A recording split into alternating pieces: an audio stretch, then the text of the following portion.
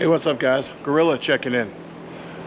So I'm here today to do an update on my video about the Polini 303. You may have seen the video I did a few months ago, Beast Mode, the Polini Thor 303, the Beast Awakens or something like that. I don't know. Is this good content? I've had some updates since then, and let me take a minute to take you guys through them. See if my GoPro will fix itself here. I'm up to GoPro number 9 now, and yeah, that's a little bit better.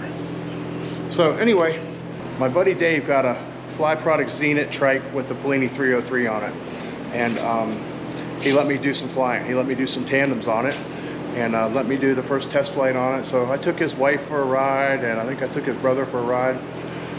Well, I went to take my student, a prospective student at that time, Tony, for a ride, and it was about a 2-minute ride. It started misfiring and sputtering and wouldn't run, so we had to make an emergency landing, well, an unplanned landing. We landed on the taxiway down there.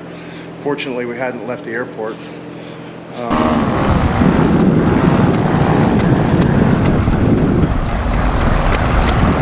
All right, I think we're going to land, Tony. Make sure the choke's not on or something silly like that.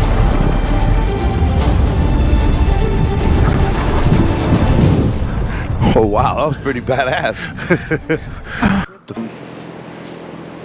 Dave spent a little bit of time working with his importer dealer, which wasn't me, and they found some electrical issues and they thought they had it straightened out. He flew it several times, I flew it several times, so everything ran fine, no problem. Then a couple weekends later, my other student Lance's granddaughter came down for a paid tandem ride. Introductory ride, you know, she's interested in flying and wanted to learn, so I took her for a ride, and that was about 3 minutes of flight. The engine shut down and wouldn't restart, so we had to do an off-field landing. We landed in the cow field here. There we go.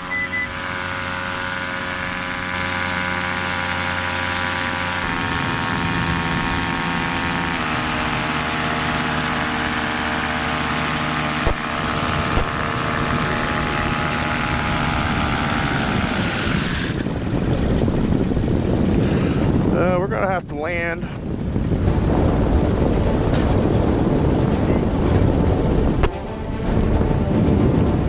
Motor out. We're gonna land over here in the cow field. Perfectly safe though.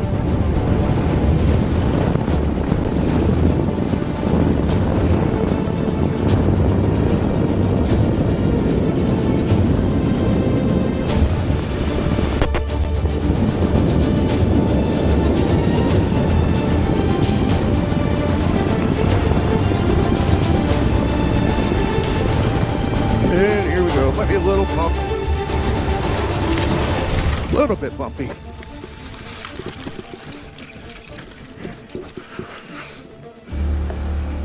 Well, that was a short ride, wasn't it?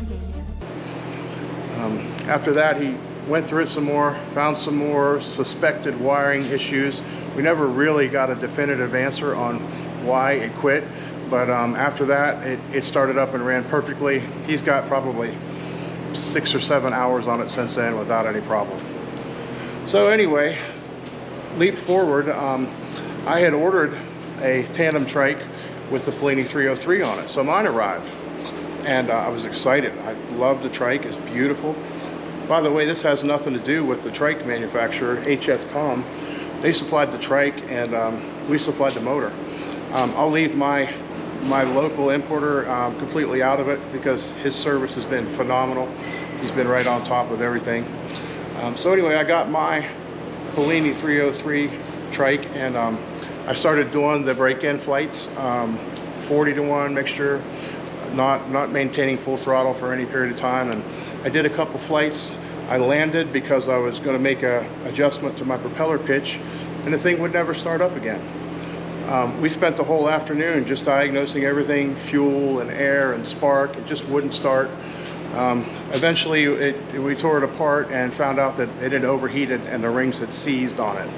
So that one needed a rebuild kit, a top end. My importer was on the spot, and in 2 days he was down here out of pocket and gave me an entire new engine. helped me put it on the machine and everything. So we did that, everything was good, checked it. I did the whole break-in on that engine, which is a full 5-gallon tank. Everything is fine. I watched the temperature religiously, never any problem. I finished that break-in, and then I started to take tandem passengers up. And I had several tandem passengers. I think I counted seven tandem flights, different weight passengers. Each of those flights was 15 or 20 minutes, you know, just normal stuff. No problems, no overheating. I watched the temperature gauge religiously. We had our Christmas party and I had a bunch of tandem flights, no problem. Then the last Thursday before Christmas, I had a guy from Tennessee come down to do a paid tandem introductory flight. We took off and flew about 3 minutes, and the engine stopped, wouldn't restart. That ain't good. We need to fix some land. Woohoo! I don't know what happened. This might be a little bit bumpy, but it shouldn't be too bad. I'm ready for it.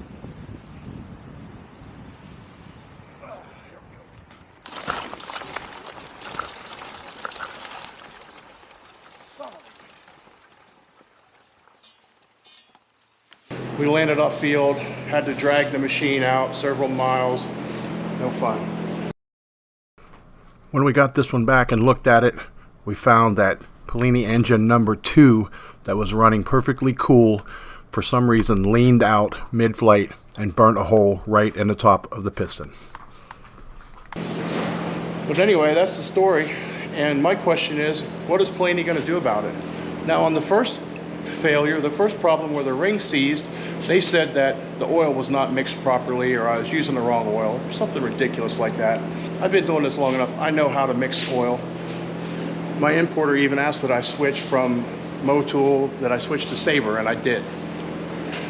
So that's ridiculous. You know, say that the customer doesn't know how to mix the fuel.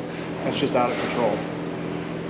This one happened over Christmas, so they've been on break all the way through New Year's, waiting to see what they're going to say. But in the meantime, this is what we got going on.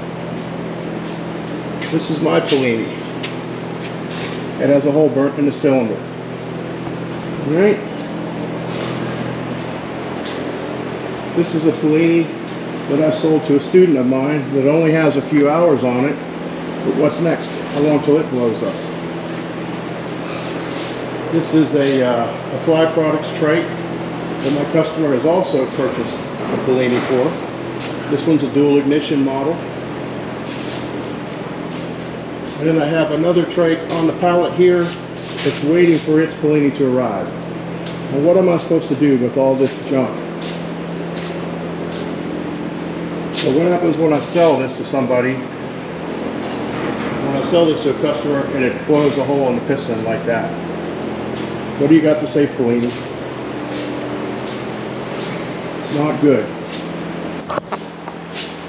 So we know that sometimes in paramotor and manufacturing and anything, sometimes there are problems with products.